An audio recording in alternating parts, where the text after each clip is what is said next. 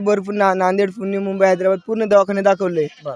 दाखवल्यानंतर कुठंच काही फरक नव्हता. नंतर हैदराबादला गेलो. शेवटचा स्टेप त्यांनी म्हणले असंच आननलिका राहते, ते पचनक्रिया दबली म्हणले पूर्ण. बर बर आननलिका दबल्यामुळं त्याने नाकाने नळ्यातून टाकले.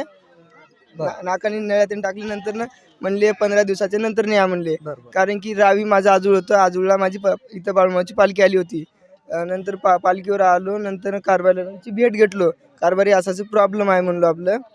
कारभारी यांनी म्हणले असं सेवा करायला सांगितले. सेवा करायला सांगितल्यानंतर माझी मी आलो होतो 8 तारखेला. नंतर 15 तारखेला माझी ऑपरेशनची डेट होती. म्हणजे ऑटोमॅटिक ज्या आननलिका होती ती ऑटोमॅटिक लूज झाली. नंतर पूर्ण चांगलं झालं बाळूमामापासून. काय सांगशील आता भाविक भक्तांना काय सांगाल दादा तुम्ही?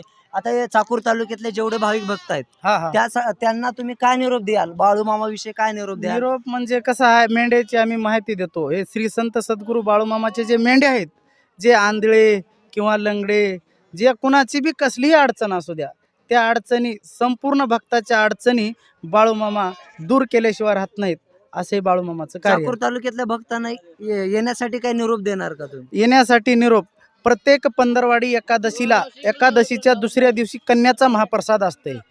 त्या सर्वात जास्त श्री संत सद्गुरू बाळूमामाच्या कार्यामध्ये कन्याच्या महाप्रसादाला